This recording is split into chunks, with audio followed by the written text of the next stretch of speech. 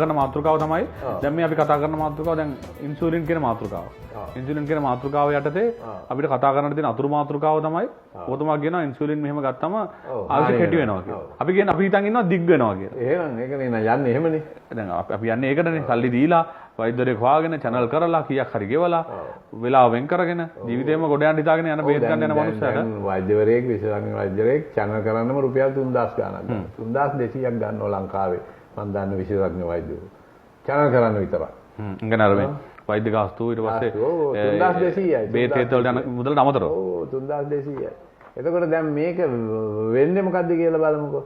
දැන් ඕනෑම බටහිර වෛද්‍යවරයෙක් තමුන් ළඟට එන ලෙඩාට ආව හැටිය කියන්නෙම මේක සුව කරන්න බෑ කියලා. ලෙඩා එන්නේ ඇත්තටම දැන් මේ නිතරම තේරුම් ගන්න ස්ට්‍රෙස් හෝමෝන්. ස්ට්‍රෙස් එක අපිට තියෙන මානසික මේ ප්‍රශ්න ආතතිය. එහෙම නැත්නම් මේකෙදි ඇතිවෙන දැන් ලෙඩා යන්නේ මට දැන් දියවැඩියාව කියලා. ගිය හැටියේ ડોක්ටර් කියන්නේ කොහොමද?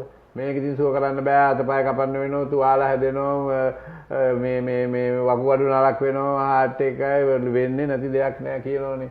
කිව්වහම ලෙඩා යන්නේ 150ක් පිළිබඳ 50කින් තමුන්ට මේ ලෙඩේ තියෙනවයි කියන හැඟීමෙන් යන්නේ ස්ට්‍රෙස් එකෙන් යන්නේ.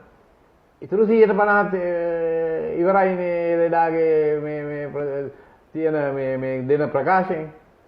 කිව්ව හැටි ඉතින් එමෙ ගුවාම ඊටු 150ක් ඉවරයි. ඒ කියන්නේ ලෙඩා ඉතින් එතෙන්දීම වෙන්න ඕන දේ වෙලා ඉඳලා නිතරම තේරුම් ගන්න ස්ට්‍රෙස් හෝමෝන්.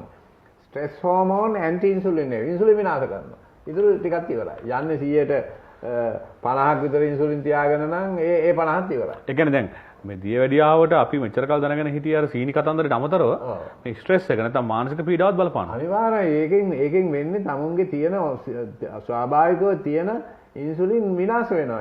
ඒක ඇන්ටි ඉන්සුලින් ඉෆෙක්ට් එකක් මේ ස්ට්‍රෙස් එක. ඒ කියන්නේ දැන් මේක අපි සරල කරලා ගත්තම වෛද්‍යවරයා ළඟට යනවා මිනිස්සෙක් බේත් ටිකක් ගන්න. එතකොට වෛද්‍යවරයා කියනවා ඔයාට තියෙන දියවැඩියාව මේක හොඳ කරන්න බෑ. ඔයාගේ අතපය කපන්න මේ කවදාරි දවසක. වකුගඩු නරක් වෙනවා, ඇස් නරක් වෙනවා, ප්‍රෙෂර් එනවා, කොලෙස්ටරෝල් එනවා. මේ සියලුම කියනවා. දැන් මේ ප්‍රශ්න ටික මේ උත්තර ටික අර දැන් දියවැඩියාව හදුන මිනිසයා සීනි කාලා බත් කාලා ශරීරය තවත් ලෙඩ කරගන්නවා වගේ තව ටිකක් අර වෛද්‍යවරයා විසින් දෙනවා ලෙඩ වෙන දේවල් ටික. ඉතින් ඒක කියන්නේ පැහැදිලිව එයා ගාවට ආවොත් ඔය කියන ලෙඩ ඔක්කොම වෙන හන්දා. බය නැතුව කියනෝනේ.